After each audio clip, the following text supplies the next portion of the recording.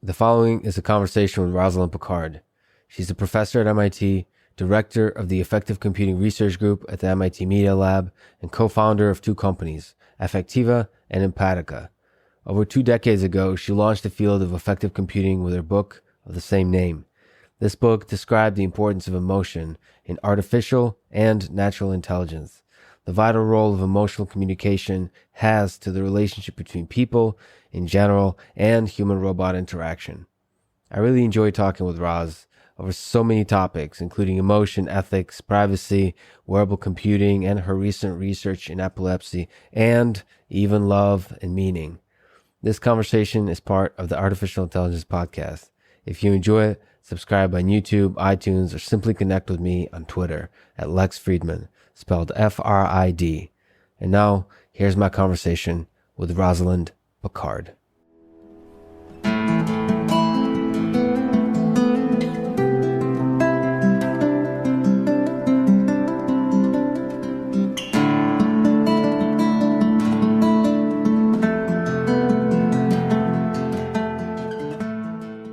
More than 20 years ago, you've coined the term affective computing and led a lot of research in this area. Since then, as I understand, the goal is to make the machine detect and interpret the emotional state of a human being and adapt the behavior of the machine based on the emotional state. So how has your understanding of the problem space defined by affective computing changed in the past 24 years? So it's the scope, the applications, the challenges, what's involved. How has that evolved over the years? Yeah, actually, originally when I defined the term affective computing, it was a bit broader than just recognizing and responding intelligently to human emotion, although those are probably the two pieces that we've worked on the hardest. The original concept also encompassed machines that would have mechanisms that functioned like human emotion does inside them. It would be any computing that relates to, arises from, or deliberately influences human emotion. So the human-computer interaction part is the part that people tend to see. Like if I'm, really ticked off at my computer and I'm scowling at it and I'm cursing at it and it just keeps acting smiling and happy like that little paperclip used to do, like dancing, winking. That kind of thing just makes you even more frustrated, right? And I thought that stupid thing needs to see my affect. And if it's going to be intelligent, which Microsoft researchers had worked really hard on, it actually had some of the most sophisticated AI in it at the time. If that thing's going to actually be smart, it needs to respond to me and you. Mm-hmm. And we can send it very different signals. So by the way, just a quick interruption. The Clippy, maybe it's in Word 95 and 98. I don't remember when it was born. But many people... Do you find yourself with that reference that people recognize what you're talking about still to this point?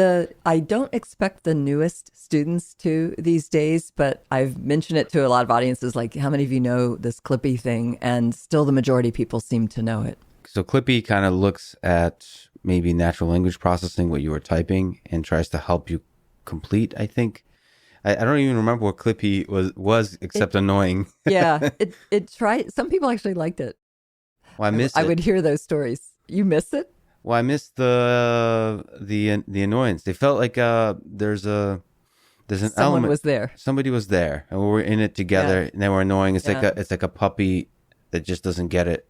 That keeps ripping up the couch kind of thing. And in fact, they could have done it smarter like a puppy. If they had done, like if when you yelled at it or cursed at it, if it had put its little ears back and its tail down and shirked off, probably people would have wanted it back. Right. But instead, when you yelled at it, what did it do? It smiled, it winked, it danced, right? If somebody comes to my office and I yell at them, and they start smiling, winking, and dancing, I'm like, I never want to see you again. So Bill Gates got a standing ovation when he said it was going away because people were so ticked. It was so emotionally unintelligent, right? It was intelligent about whether you were writing a letter, what kind of help you needed for that context. It was completely unintelligent about, hey, if you're annoying your customer, don't smile in their face when you do it. So that kind of mismatch was something the developers just didn't think about. And intelligence at the time was really all about math and language and chess and games, problems that could be pretty well defined. Social emotional interaction is much more complex than chess or Go or any of the games that people are trying to solve. And in order to understand that required skills that most people in computer science actually were lacking personally. Well, let's talk about computer science. Have things gotten better since the work, since the message, since you've really launched the field with a lot of research work in the space? I still find, as a person like yourself who's deeply passionate about human beings and yet am in computer science, there still seems to be a lack of, sorry to say, empathy in us computer scientists. Yeah, well, or hasn't gotten better. Let's just say there's a lot more variety among computer scientists these days. Computer scientists are a much more diverse group today than they were 25 years ago, and that's good. We need all kinds of people to become computer scientists so that computer science reflects more what society needs.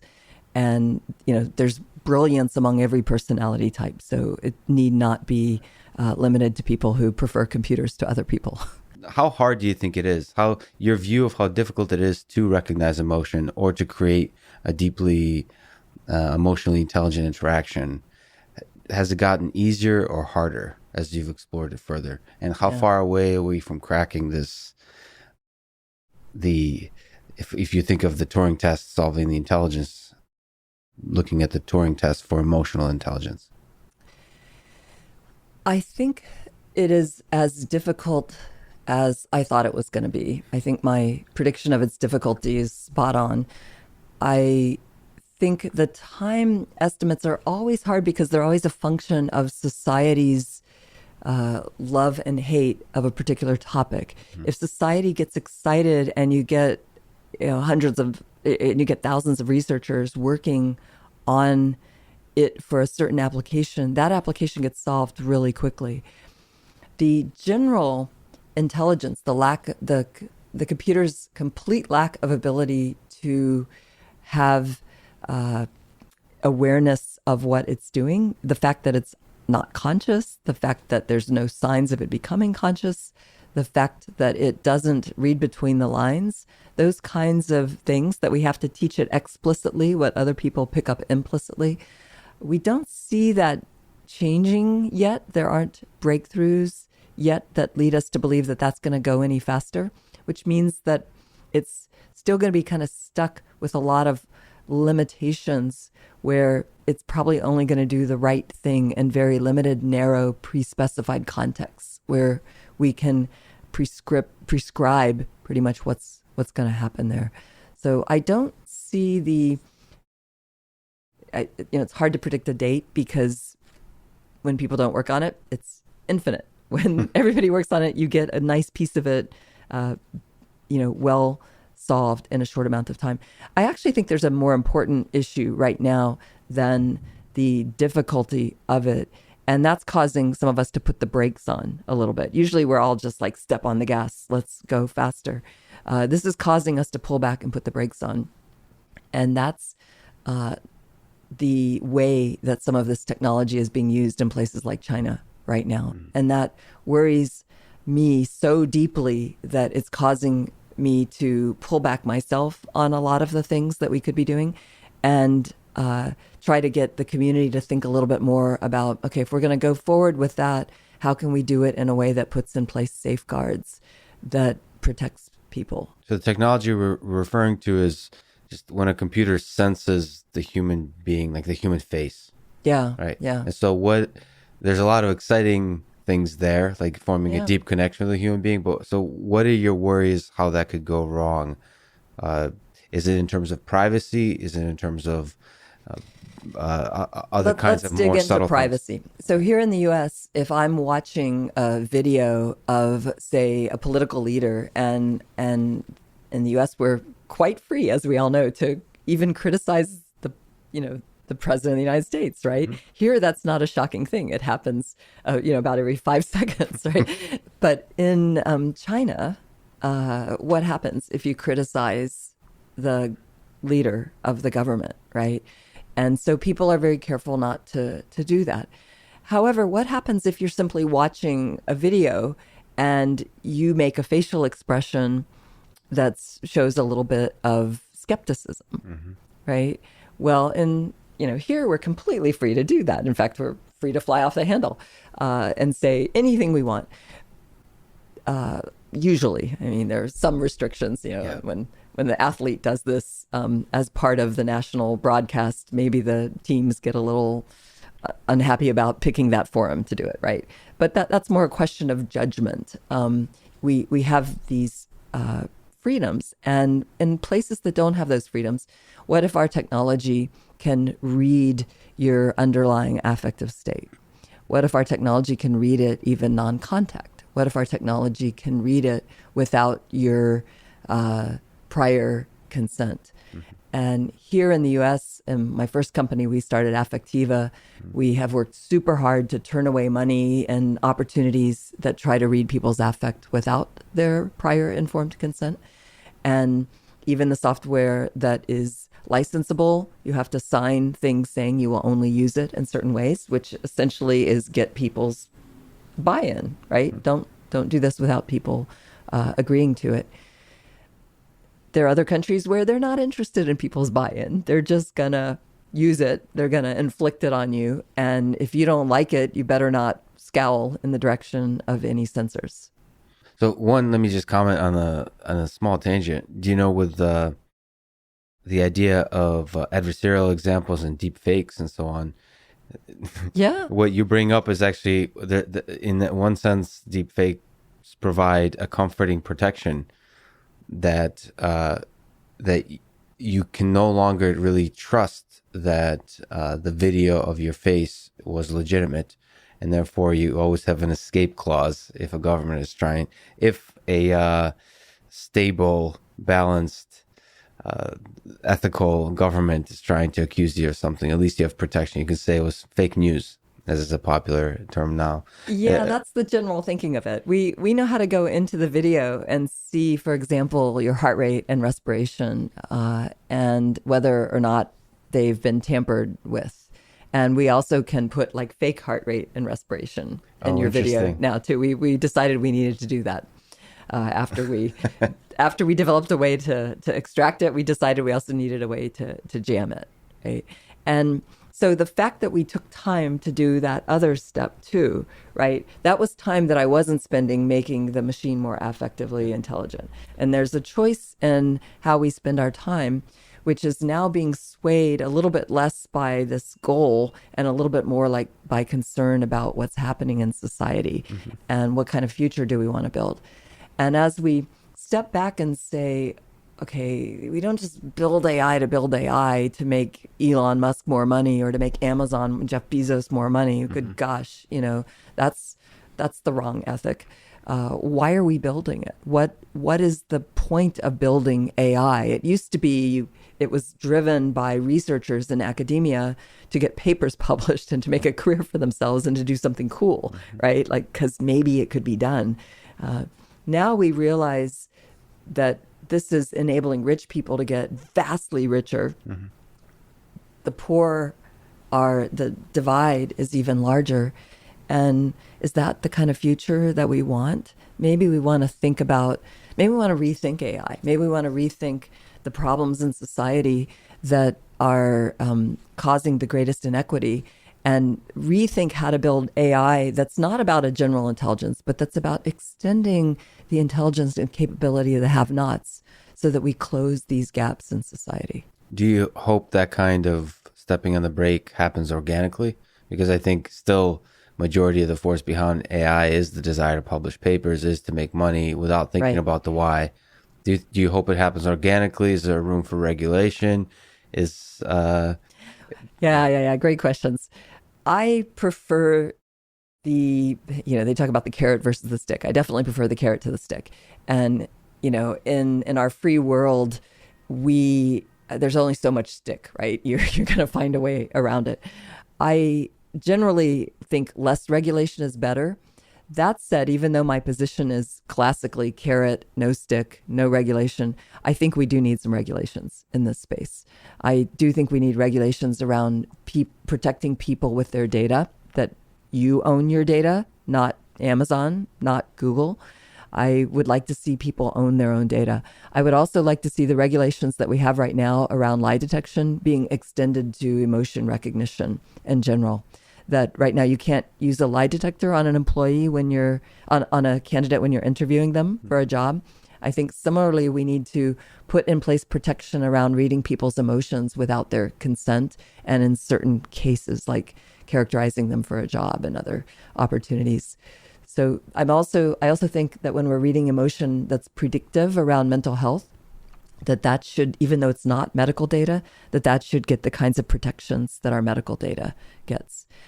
What most people don't know yet is right now with your smartphone use, and if you're wearing a sensor and you want to learn about your stress and your sleep and your physical activity and how much you're using your phone and your social interaction, all of that non-medical data, when we put it together with machine learning, now called AI, even though the founders of AI wouldn't have called it that, that capability can not only tell that you're calm right now or that you're getting a little stressed, but it can also predict how you're likely to be tomorrow, if you're likely to be sick or healthy, happy or sad, stressed or calm.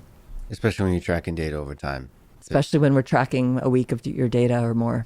Do you have an optimism towards, that a lot of people on our phones are worried about this camera that's looking at us? For the most part, on balance, are you optimistic about the benefits that can be brought from that camera that's looking at billions of us? Or should we be more worried? I think we should be a little bit more worried about who's looking at us and listening to us. The device sitting on your countertop in your kitchen, whether it's, Alexa or Google Home or Apple Siri, these devices want to listen while they say ostensibly to help us. And I think there are great people in these companies who do want to help people.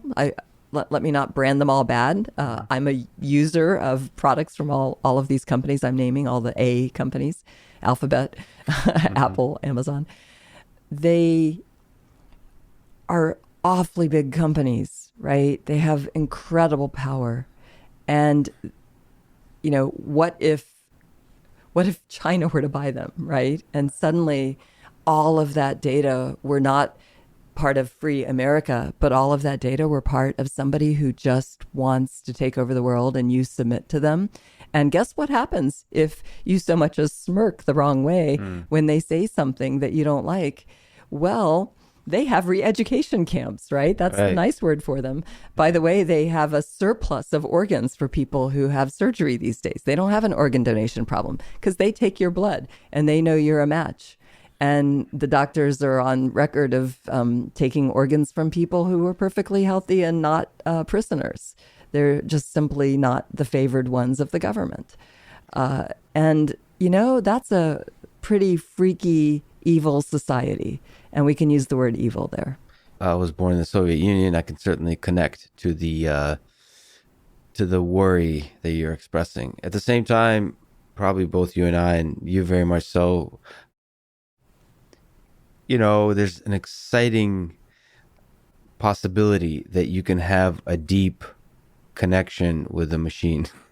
Yeah. Right. So those of us, I've admitted students who say that they, when you list like, who do you most wish you could have lunch with or dinner with, right? And they'll write like, I don't like people. I just like computers. And one of them said to me once when I had this party at my house, I want you to know, this is my only social event of the year, my one social event of the year. Like, okay, now this is a brilliant machine learning person, right? And we need that kind of brilliance in machine learning. And I love that computer science welcomes people who love people and people who are very awkward around people. I love that this is a field that anybody could join. Right. We need all kinds of people. And you don't need to be a social person. I'm not trying to force people who don't like people to suddenly become social. At the same time, if most of the people building the AIs of the future are the kind of people who don't like people, we've got a little bit of a problem. Well, hold on a second. So let me push back on that. So don't you think a large percentage of the world there's loneliness. There's There's a huge problem with loneliness, and it's growing. and so there's a longing for connection. Do you? If you're lonely, you're part of a big and growing group. Yes. So we're in it together, I guess. If you're lonely, You're join not the group. alone. You're not alone. That's a good line. But do you think there's you talked about some worry, but do you think there's an exciting possibility that something like Alexa and these kinds of tools can alleviate that loneliness in a way that other humans can't? Yeah, definitely. I mean, a great book can kind of alleviate loneliness, Right, exactly. right? Because you just get sucked into this amazing story and you can't wait to go spend time with that character, right? And they're not a human character. There is a human behind it. Right. But yeah, it can be an incredibly delightful way to pass the hours. And it can meet needs. Even, I don't read those trashy romance books, but somebody does, right? And what are they getting from this? Well, probably some of that feeling of being there, right? Being there in that social moment, that romantic moment, or connecting with somebody. I've had a similar experience reading some science fiction books, right? And connecting with the character. Orson Scott Card, just amazing writing, and Ender's Game and Speaker for the Dead, terrible title, but those kind of books that pull you into a character and you feel like you feel very social. It's very connected, even though it's not responding to you. And a computer, of course, can respond to you. Right. So it can deepen it, right? You can have a very deep connection, much more than the movie Her, right? Plays up, right? Well, much more. I mean, movie Her is already a pretty deep connection, right? Well, but it's just a movie, right? It's scripted. It's just, but I mean, like, there can be a real interaction where the character can learn and you can learn. You could imagine it not just being you and one character. You can imagine a group of characters. You can imagine a group of people and characters, human and AI, connecting, where maybe a few people can't sort of be friends with everybody, but the few people and their AIs can befriend more people. There can be an extended human intelligence in there where each human can connect with more people that way. But it's still very limited. But there are what I mean is there are many more possibilities than what's in that movie. So there's a tension here. So one, you expressed a really serious concern about privacy, about how governments can misuse the information. And there's the possibility of this connection.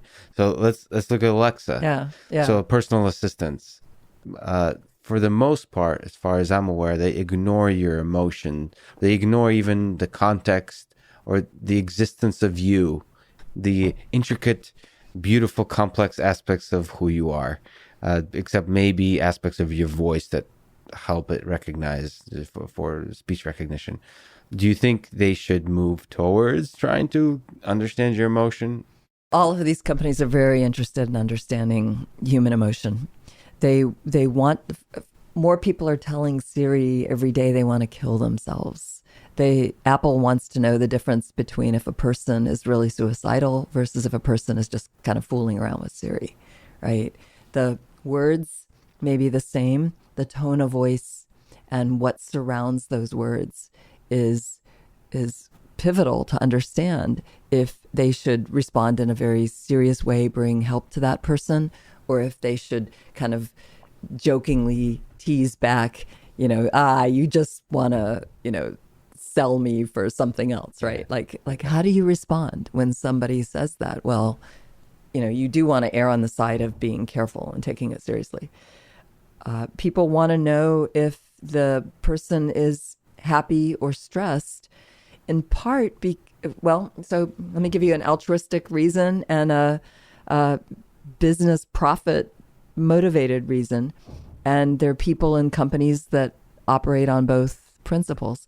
The altruistic people really care about their customers and really care about helping you feel a little better at the end of the day.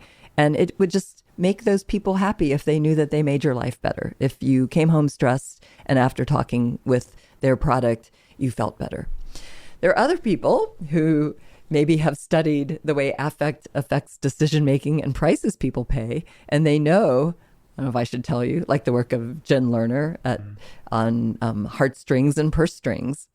If we manipulate you into a slightly sadder mood, you'll pay more. Yeah. Right? You'll pay more to change your situation. You'll pay more for something you don't even need to make yourself feel better.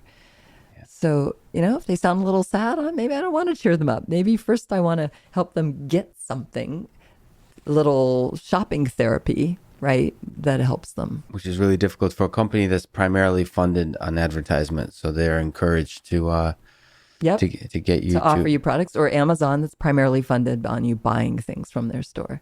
So I think we should be, maybe we need regulation in the future to put a little bit of a wall between these agents that have access to our emotion and agents that want to sell us stuff. Maybe there needs to be a little bit more of a firewall in between those.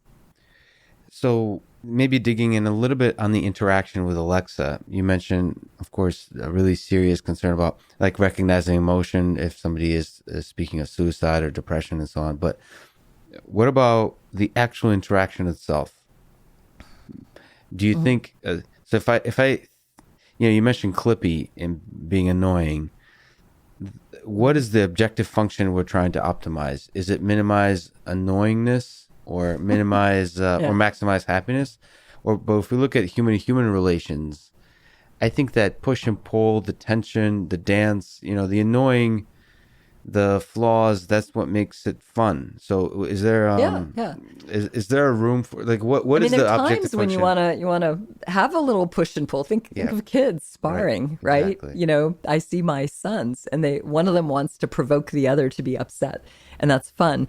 And it's actually healthy to learn where your limits are, to learn how to self-regulate. You can imagine a game where it's trying to make you mad and you're trying to show self-control. And so if we're doing a AI human interaction that's helping build resilience and self-control, whether it's to learn how to not be a bully or how to turn the other cheek or how to deal with an abusive person in your life, then you might need an AI that pushes your buttons, right? But in general, do you want an AI that pushes your buttons? Probably depends on your personality. I don't. I want one that's respectful, that is there to serve me, and that is there to extend my ability to do things. I'm not looking for a rival. I'm looking for a helper. And that's the kind of AI I'd put my money on. Your sense is for the majority of people in the world, in order to have a rich experience, that's what they're looking for as well. So they're not if you look at the movie Her, spoiler alert, I believe the program, the woman in the movie Her leaves the person for somebody else. Right. Says they don't want to be dating anymore. Right. Like, your sense is if Alexa said, you know what, I'm actually had enough of you for a while, so I'm going to shut myself off. You don't see that as... I'd say you're trash because I paid for you, right? Okay. We've got to remember, and this is where this blending human AI as if we're equals is really deceptive, because AI is something at the end of the day that my students and I are making in the lab, and we're choosing what it's allowed to say, when it's allowed to speak, what it's allowed to listen to, what it's allowed to act on given the inputs that we choose to expose it to, what outputs it's allowed to have. It's all something made by a human. And if we want to make something that makes our lives miserable, fine, I wouldn't invest in it as a business, unless it's just there for self-regulation training.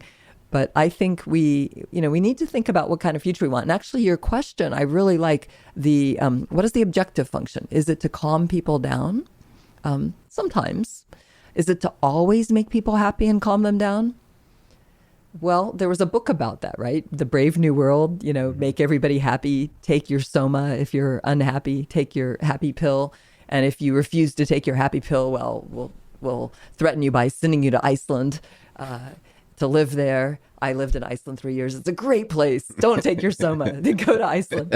A little TV commercial there. I was a child there for a few years. It's a wonderful place. So that part of the book never scared me. but really, like, do we want AI to manipulate us into submission, into making us happy? Well, if you are a like a power-obsessed, sick dictator individual who only wants to control other people to get your jollies in life, then yeah, you want to use AI to extend your power and your scale to force people into submission. If you believe that the human race is better off being given freedom and the opportunity to do things that might surprise you, then you want to use AI to extend people's ability to build. You want to build AI that extends human intelligence, that empowers the weak and helps balance the power between the weak and the strong, not that gives more power to the strong. So in this process of empowering people and sensing people, and what is your sense on emotion in terms of recognizing emotion, the difference between emotion that is shown and emotion that is felt? So emotion that is expressed on the surface through your face, your body, and various other things, and what's actually going on deep inside on the biological level, on the neuroscience level, or some kind of cognitive level. Yeah. Whoa, no easy questions here. Well, I'm sure there's there's no definitive answer, but what's your sense? How far can we get by just looking at the face? We're very limited when we just look at the face, but we can get further than most people think we can get. People think, hey, I have a great poker face, therefore all you're ever going to get from me is neutral. Well, that's naive. We can read with an ordinary camera on your laptop or on your phone. We can read from a neutral face if your heart is racing. We can read from a neutral face if your breathing is becoming irregular and showing signs of stress. We can read under some conditions that maybe I won't give you details on, how your heart rate variability power is changing. That could be a sign of stress, even when your heart rate is not necessarily accelerating. So, from physio sensors or from the face? From the color changes that you cannot even see, but the camera can see. Mm-hmm. That's amazing. So you can get a lot of signal, but... So we get things people can't see using a regular camera. And from that, we can tell things about your stress. So if you are just sitting there with a blank face thinking nobody can read my emotion, well, you're wrong. Right. So that's really interesting. But that's from sort of visual information from the face. That's almost like cheating your way to the physiological state of the body by being very clever with what you can do with signal vision. processing. With signal processing. Yeah. So that's really impressive. But if you just look at the stuff we humans can see, the poker, the smile, the smirks, the subtle, all the facial actions. So then you can hide that on your face for a limited amount of time. Now, if you're just going in for a brief interview and you're hiding it, that's pretty easy for most people. If you are, however, surveilled constantly everywhere you go, then it's going to say, gee, Lex used to smile a lot, and now I'm not seeing so many smiles. And Roz used to, laugh a lot and smile a lot very spontaneously. Mm-hmm. And now I'm only seeing these not so spontaneous looking smiles. Yeah. And only when she's asked these questions. That's something's probably not changed getting here. Enough sleep. We could look at that too. So now I have to be a little careful too. When I say you think we can't read your emotion and we can, it's not that binary. What we're reading is more some physiological changes that relate to your activation. Mm-hmm. Now, that doesn't mean that we know everything about how you feel. In fact, we still know very little about how you feel. Your thoughts are still private. Your nuanced feelings are still completely private. We can't read any of that. So there's some relief that we can't read that. Even brain imaging can't read that. Wearables can't read that.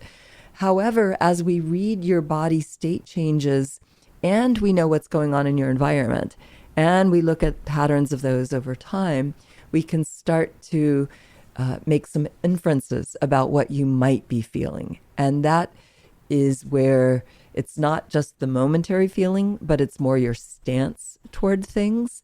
And that could actually be a little bit more scary with certain kinds of governmental control freak people who want to know more about, are you on their team or are you not? And getting that information through over time. So you're saying there's a lot of signal by looking at the change over time. Yeah. So you've done a lot of exciting work, both in computer vision and physiological sense, like wearables. What do you think is the best modality for, what's the best window into the emotional soul? Like, is it the face? Is it the voice? Depends what you want to know. It depends body? what you want to know. It depends what you want to know. Everything is informative. Everything we do is informative. So for health and well-being and things like that, do you find the wearable physiotechnology, so measuring physiological signals, is the best for health-based stuff? So here I'm going to answer empirically with data and studies we've been doing. We've been doing studies now. These are currently running with lots of different kinds of people, but where we've published data, and I can speak publicly to it, the data are limited right now to New England college students. So that's a small group. Among New England college students, when they are wearing a wearable, like the empathic embrace here that's measuring skin conductance, movement, temperature, and when they are using a smartphone that is collecting their time of day of when they're texting, who they're texting, their movement around it, their GPS, the weather information based upon their location, and when it's using machine learning and putting all of that together and looking not just at right now, but looking at your rhythm of behaviors over about a week. When we look at that, we are very accurate at forecasting tomorrow's stress, mood, and happy, sad mood, and health. And when we look at which pieces of that are most useful, first of all, if you have all the pieces, you get the best results. Right. If you have only the wearable, you get the next best results. And that's still better than 80% accurate at forecasting tomorrow's levels. Isn't that exciting? Because the wearable stuff with physiological information, it feels like it violates privacy less than the non-contact face-based methods. Yeah, it's interesting. I think what people sometimes don't, it's funny, in the early days, people would say, oh, wearing something or giving blood is invasive, right? Whereas a camera is less invasive because it's not touching you. I think on the contrary, the things that are not touching you are maybe the scariest because you don't know when they're on or off. Right. And you don't know when and you don't know who's behind it, right? A wearable, depending upon what's happening to the data on it, if it's just stored locally or if it's streaming and what it is being attached to, in a sense, you have the most control over it because it's also very easy to just You can take it off. Take it off, right? Now it's not sensing me. So if I'm uncomfortable with what it's sensing, now I'm free, right? If I'm comfortable with what it's sensing, then, and I happen to know everything about this one and what it's doing with it, so I'm quite comfortable with it, then I'm, I have control, I'm comfortable. Control is one of the biggest factors for an individual in reducing their stress. If I have control over it, if I know all there is to know about it, then my stress is a lot lower and I'm making an informed choice about whether to wear it or not, or when to wear it or not. I want to wear it sometimes, maybe not others. Right. So that control, I'm with you. That control, even if, the ability to turn it off is a really empowering thing. It's huge. And we need to maybe, if there's regulations, maybe that's number one to protect is people's ability to, it's easy to opt out as to opt in. Right. So you studied a bit of neuroscience as well. How have looking at our own minds, sort of the biological stuff, or the neurobiological, the neuroscience, look at the signals in our brain, helped you understand the problem and the approach of affective computing. So Originally, I was a computer architect and I was building hardware and computer designs, and I wanted to build ones that work like the brain. So I've been studying the brain as long as I've been studying how to build computers. Have you figured out anything yet? Very little. It's so amazing. You know, they used to think like, oh, if you remove this chunk of the brain and you find this function goes away, well, that's the part of the brain that did it. And then later they realize if you remove this other chunk of the brain, that function comes back. And oh no, we really don't understand it. Brains are so interesting and changing all the time and able to change in ways that will probably continue to surprise us. When we were measuring stress, you may know the story where we found an unusual big skin conductance pattern on one wrist in one of our kids with autism. And in trying to figure out how on earth you could be stressed on one wrist and not the other, like how can you get sweaty on one wrist, right? When you get stressed with that sympathetic fight or flight response, like you kind of should like sweat more in some places than others, but not more on one wrist than the other. That didn't make any sense. We learned that what had actually happened was a part of his brain had unusual electrical activity, and that caused an unusually large sweat response on one wrist and not the other. And since then, we've learned that seizures cause this unusual electrical activity. And depending where the seizure is, if it's in one place and it's staying there, you can have a big electrical response we can pick up with a wearable at one part of the body. You can also have a seizure that spreads over the whole brain, generalized grand mal seizure, and that response spreads and we can pick it up pretty much anywhere. As we learned this and then later built Embrace that's now FDA cleared for seizure detection, we have also built relationships with some of the most amazing doctors in the world who not only help people with unusual brain activity or epilepsy, but some of them are also surgeons and they're going in and they're implanting electrodes, not just to momentarily read the strange patterns of brain activity that we'd like to see return to normal, but also to read out continuously what's happening in some of these deep regions of the brain during most of life when these patients are not seizing. Most of the time they're not seizing. Most of the time they're fine. And so we are now working on mapping those deep brain regions that you can't even usually get with EEG scalp electrodes because the changes deep inside don't reach the surface.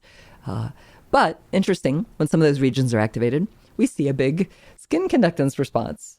Who would have thunk it, right? Like nothing here, but something here. In fact, right after seizures that we think are the most dangerous ones that precede what's called SUDEP, sudden unexpected death in epilepsy, there's a period where the brain waves go flat and it looks like the person's brain has stopped, but it hasn't. The activity has gone deep into a region that can make the cortical activity look flat, like a quick shutdown signal here. It can unfortunately cause breathing to stop if it progresses long enough. Before that happens, we see a big skin conductance response in the data that we have. The longer this flattening, the bigger our response here. So we have been trying to learn, initially like, why are we getting a big response here when there's nothing here? Well, it turns out there's something much deeper. So we can now go inside the brains of some of these individuals, fabulous people who usually aren't seizing, and get this data and start to map it. So that's active research that we're doing right now with top medical partners. So this wearable sensor that's looking at skin conductance can capture sort of the ripples of the complexity of what's going on in our brain. So this little device, you have a hope that you can start to get the signal from the interesting things happening in the brain. Yeah, we've already published the strong correlations between the size of this response and the flattening that happens afterwards. And unfortunately also in a real SUDEP case where the patient died because we don't know why. We don't know if somebody was there, it would have definitely prevented it. But we know that most SUDEPs happen when the person's alone. And in this case... What's a SUDEP? I'm sorry. A SUDEP is an acronym, SUDEP, okay. And it stands for the number 2 cause of years of life lost, actually, among all neurological disorders. Stroke is number 1, SUDEP is number 2, but most people haven't heard of it. Actually, I'll plug my TED Talk. It's on the front page of TED right now that talks about this. And we hope to change that. I hope everybody who's heard of SIDS and stroke will now hear of SUDEP, because we think in most cases it's preventable if people take their meds and aren't alone when they have a seizure. Not guaranteed to be preventable. There are some exceptions, but we think most cases probably are. So you have this Embrace now in the version 2 wristband, right? For epilepsy management. That's the one that's FDA approved? Yes. And which is kind of FDA cleared. Cleared. Say. Yeah. Sorry. No, it's okay. It essentially means it's approved for marketing. Got it. Just a side note, how difficult is that to do? It's essentially getting FDA approval for computer science technology. It's so agonizing. It's much harder than publishing multiple papers in top medical journals. Yeah, we published peer-reviewed top medical journal neurology, best results, and that's not good enough for the FDA. Is that system, so if we look at the peer review of medical journals, there's flaws, there's strengths.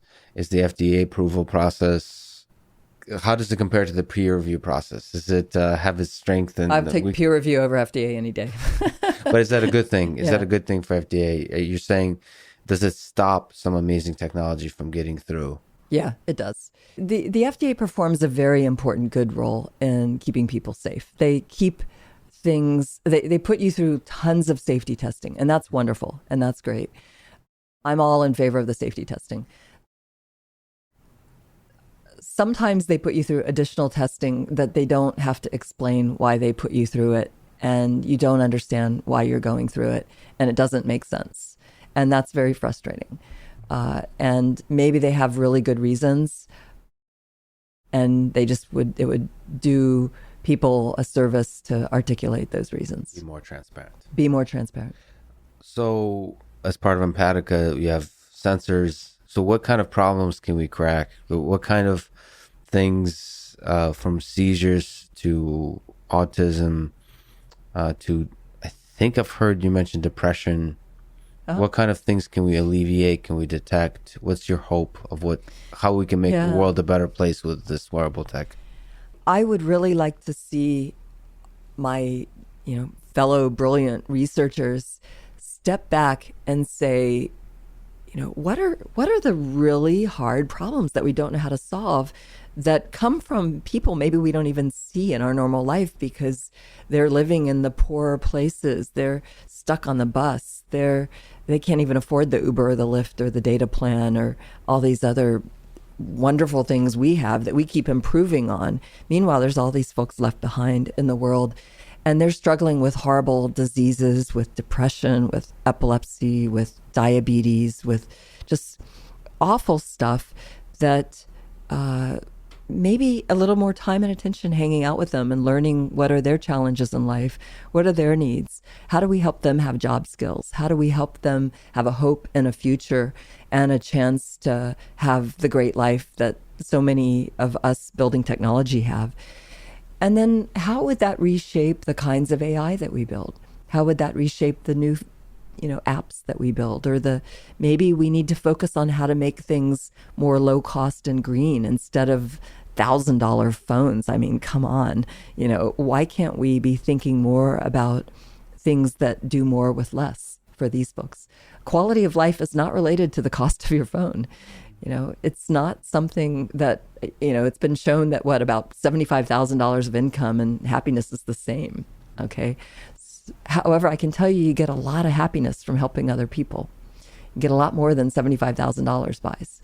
So how do we connect up the people who have real needs with the people who have the ability to build the future and build the kind of future that truly improves the lives of all the people that are currently being left behind? So let me return just briefly on a point, maybe in the movie Her. Mm-hmm. So do you think if we look farther into the future, you said so much of the benefit from making our technology more empathetic to us human beings would make them better tools, empower us, make our lives better. But if we look farther into the future, do you think we'll ever create an AI system that we can fall in love with and loves us back on a level that is similar to human interaction, like in the movie Her or beyond? I think we can simulate it in ways that could, sustain engagement for a while. Would it be as good as another person? I don't think so. For if you're used to like good people. Now, if you've just grown up with nothing but abuse and you can't stand human beings, can we do something that helps you there, that gives you something through a machine? Yeah, but that's a pretty low bar, right? If you've only encountered pretty awful people. If you've encountered wonderful, amazing people, we're nowhere near building anything like that. And I would not bet on building it. I would bet instead on building the kinds of AI that helps kind of raise all boats, that helps all people be better people, helps all people figure out if they're getting sick tomorrow, and helps give them what they need to stay well tomorrow. That's the kind of AI I want to build that improves human lives, not the kind of AI that just walks on the Tonight Show and people go, wow, look how smart that is. Really? Like, and then it goes back in a box, So on that point, if we continue looking a little bit into the future, do you think an AI that's empathetic and does improve our lives need to have a physical presence, a body, and even, let me cautiously say the C word, consciousness, and even fear of mortality? So some of those human characteristics, do you think it needs to have those aspects, or can it remain simply a machine learning tool that learns from data of behavior, that learns to make us, based on previous patterns, feel better? Or does it need those elements of consciousness? It depends on your goals. If you're making a movie, it needs a body. It needs a gorgeous body. It needs to act like it has consciousness. It needs to act like it has emotion, right? Because that's what sells. That's what's going to get me to show up and enjoy the movie. Okay.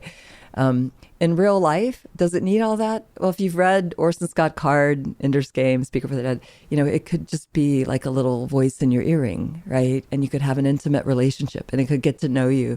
And it doesn't need to be a robot. But that doesn't make us compelling of a movie, right? I mean, we already think it's kind of weird when a guy looks like he's talking to himself on the train, right, even though it's earbuds. So we have these, embodied is more powerful. Embodied, when you compare interactions with an embodied robot versus a video of a robot versus no robot, the robot is more engaging. The robot gets our attention more. The robot, when you walk in your house, is more likely to get you to remember to do the things that you asked it to do because it's kind of got a physical presence. You can avoid it if you don't like it. It could see you're avoiding it.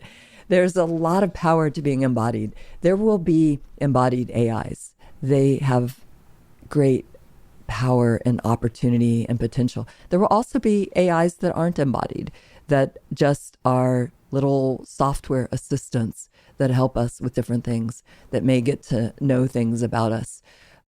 Will they be conscious? There will be attempts to program them to make them appear to be conscious.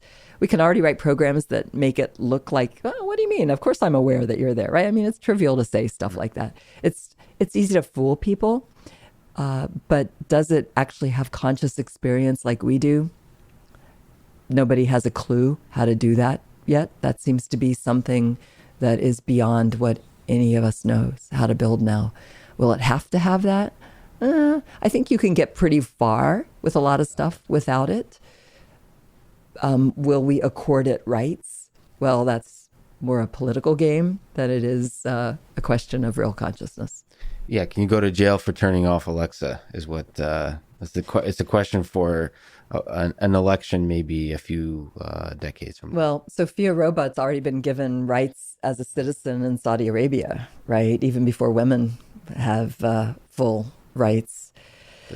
Then the robot was still put back in the box to be shipped to the next place where it would get a paid appearance, right? Yeah, it's dark and almost comedic, if not absurd. So, I've heard you speak about your journey in finding faith. Sure. And how you discovered some wisdoms about life and beyond from reading the Bible. And I've also heard you say that you said scientists too often assume that nothing exists beyond what can be currently measured.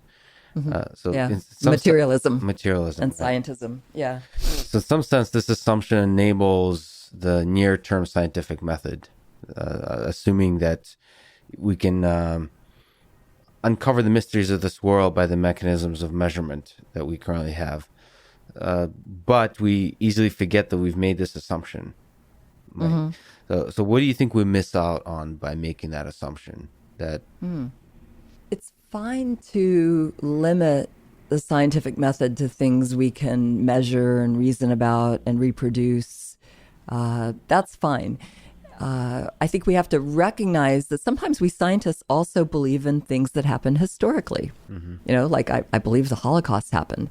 I can't prove events from past history scientifically. You prove them with historical evidence, right? With the impact they had on people, with eyewitness testimony and things like that.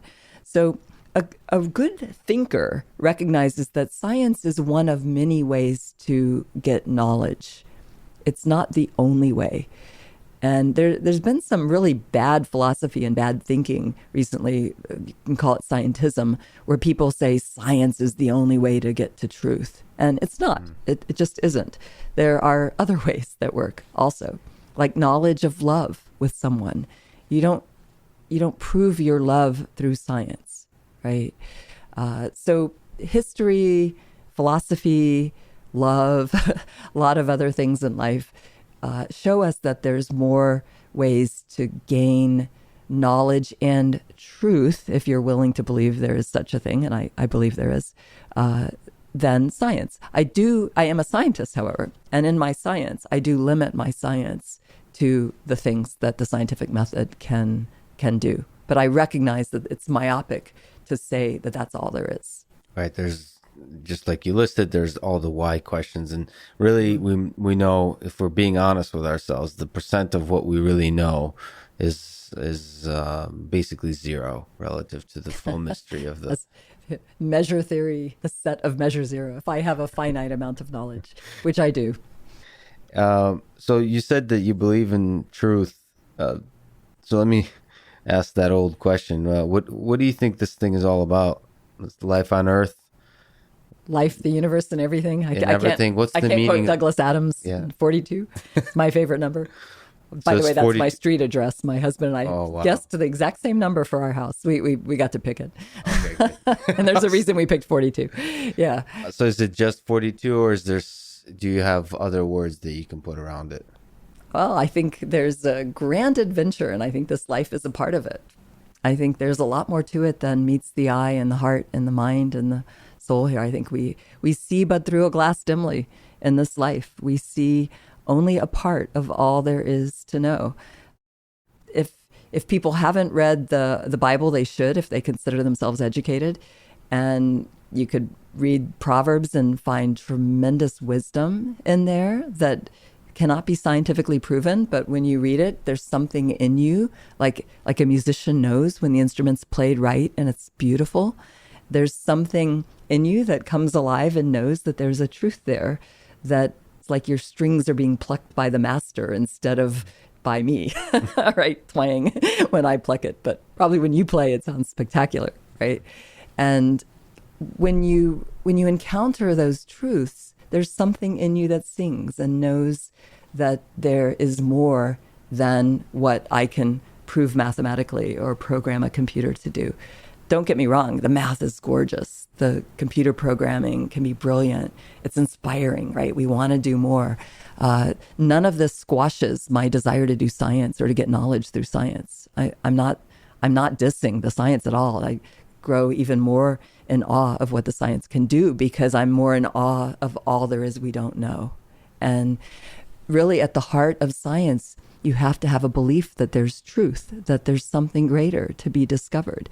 And some scientists may not want to use the faith word, but it's faith that drives us to do science. It's faith that there is truth, that there's something to know that we don't know, that it's worth knowing, that it's worth working hard, and that there is meaning, that there is such a thing as meaning, which, by the way, science can't prove either. We have to kind of start with some assumptions that there's things like truth and meaning. And these are really questions philosophers own, right? This is their space, philosophers and theologians at some level. So these are things science, when people claim that science will tell you all truth, there's a name for that. It's its own kind of faith. It's scientism, and it's very myopic. Yeah, there's a much bigger world out there to be explored in ways that science may not, at least for now, allow us to explore. Yeah, and there's meaning and purpose and hope and joy and love and all these awesome things that make it all worthwhile too. I don't think there's a better way to end it, Roz. Thank you so much for talking today. Thanks, Lex. What a pleasure. Great questions.